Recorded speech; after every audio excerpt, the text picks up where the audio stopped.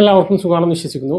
പ്രധാനമന്ത്രി കിസാൻ സമ്മാൻ നിധിയുടെ 22ാം ഗഡുവിലെ 3ാം മാസത്തിലേക്ക് കടന്നിരിക്കുകയാണ് നമ്മൾ.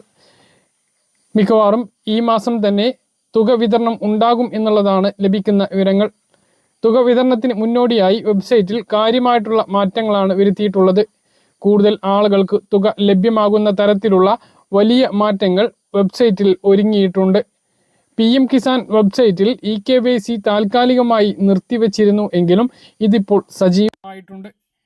PM കിസാൻ വെബ്സൈറ്റിൽ 5 പുതിയ ഓപ്ഷനുകളാണ് വന്നിട്ടുള്ളത്. ഇത് പ്രധാനമായും ശ്രദ്ധിക്കുകയാണ് എങ്കിൽ പല കർഷകർക്കും തുക തടസ്സപ്പെട്ടിട്ടുള്ളത് വിവിധ കാരണങ്ങൾ കൊണ്ടാണ്. അതുകൾ കൊണ്ടോ അല്ലെങ്കിൽ പൊരുത്തക്കേടുകൾ കൊണ്ടോ ആണ്. അത് വിട്ടുപോയിട്ടുള്ള വിവരങ്ങൾ അപ്ഡേറ്റ് ചെയ്യാൻ പുതിയ ഒരു ഓപ്ഷൻ വെബ്സൈറ്റിൽ വന്നിട്ടുണ്ട്. അതുപോലെ തന്നെ വളരെ പ്രധാനപ്പെട്ട മറ്റൊരു അപ്ഡേഷനാണ് മൊബൈൽ നമ്പർ അപ്ഡേറ്റ് ചെയ്യാൻ ആകും എന്നുള്ളത്. നമ്മൾ നൽകിയിട്ടുള്ള മൊബൈൽ നമ്പർ പഴയതാണ് എങ്കിൽ അല്ലെങ്കിൽ എന്തെങ്കിലും കാരണവശാൽ നമ്മുടെ മൊബൈൽ നമ്പർ മാറ്റേണ്ടി വന്നിട്ടുണ്ട് എങ്കിൽ ആ നമ്പർ ഇനി PM കിസാൻ വെബ്സൈറ്റിൽ നിന്നും പെട്ടെന്ന് മാറ്റാൻ കഴിയുന്നതാണ്.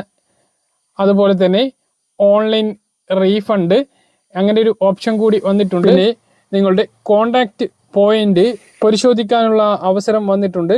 അതുപോലെ തന്നെ സ്വമേധയാ ഉള്ള കീഴടങ്ങലും പിൻവലിക്കലും, അതായത് നിലവിൽ PM കിസാൻ സമ്മാൻ നിധി വാങ്ങുന്ന കർഷകർക്ക് അത് സ്വമേധയാ തിരിച്ചേൽപ്പിക്കാനുള്ള അവസരം ഉണ്ട്. അത് നേരത്തെ ഉണ്ടായിരുന്നതാണ്. അത് കുറച്ചുകൂടി വിപുലപ്പെടുത്തിയിട്ട് വെബ്സൈറ്റിൽ കുറച്ച് കാര്യമായ രീതിയിൽ അത് എത്തിച്ചിട്ടുണ്ട് എന്നുള്ളതാണ്. അതായത് നമ്മൾ PM കിസാൻ സമ്മാൻ നിധി തുക വാങ്ങിക്കൊണ്ടിരിക്കുന്ന ഒരു സുപ്രഭാതത്തിൽ PM കിസാൻ സമ്മാൻ നിധി വാങ്ങാൻ അർഹതയില്ല അല്ലെങ്കിൽ ഈ തുക വേണ്ട എന്ന് തോന്നിക്കഴിഞ്ഞാൽ അത് സറണ്ടർ ചെയ്യാൻ, അത് ഒഴിവാക്കാനുള്ള ഒരു ഓപ്ഷനാണ് വന്നിട്ടുള്ളത്. അത് മുമ്പ് ഉണ്ടായിരുന്നു, ഇപ്പോൾ കുറച്ചുകൂടി ലളിതമാക്കിയിട്ടുണ്ട്.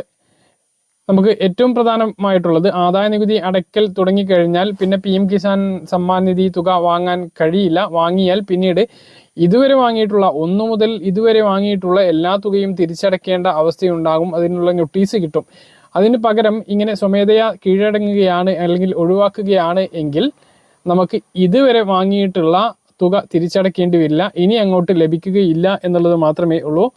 മറ്റൊന്ന്, കീഴടങ്ങൽ റദ്ദാക്കൽ നില പരിശോധിക്കാനുള്ള ഓപ്ഷൻ കൂടി പുതുതായി വന്നിട്ടുണ്ട്. പല കർഷകർക്കും 21ാമത്തെ ഗഡു മുടങ്ങിയിരുന്നു. അങ്ങനെയുള്ളവർ eKYC പൂർത്തീകരിക്കേണ്ടതാണ്. ബയോമെട്രിക് അല്ലെങ്കിൽ ഐറിസ് സ്കാൻ ഉപയോഗിച്ച് eKYC പൂർത്തീകരിക്കുക. മൊബൈൽ നമ്പർ മാറ്റേണ്ടവരാണ് എങ്കിൽ അത് മാറ്റാൻ വേണ്ടിയിട്ട് ശ്രദ്ധിക്കുക. വിട്ടുപോയിട്ടുള്ള വിവരങ്ങൾ അപ്ഡേറ്റ് ചെയ്യാനുള്ള ഓപ്ഷൻ വന്നതുകൊണ്ട് തന്നെ ഭൂരിഭാഗം ആളുകൾക്കും അടുത്ത ഗഡു ലഭിക്കും എന്നുള്ളതാണ് ഏറ്റവും സന്തോഷകരമായിട്ടുള്ള അറിയിപ്പ്. 22ാമത്തെ ഗഡുവിൻ്റെ വിതരണത്തിന് ഇനി ശേഷിക്കുന്നത് ഈ മാസത്തെ ബാക്കിയുള്ള ദിവസങ്ങൾ. ഇനിയിപ്പോൾ 3-ാം തീയതി കഴിഞ്ഞു, ബാക്കിയുള്ള ദിവസങ്ങൾ, അതുപോലെ തന്നെ മാർച്ച് മാസത്തെ 31 ദിവസം. ഇതിനുള്ളിൽ ഈ തുക എന്തായാലും ലഭിക്കും.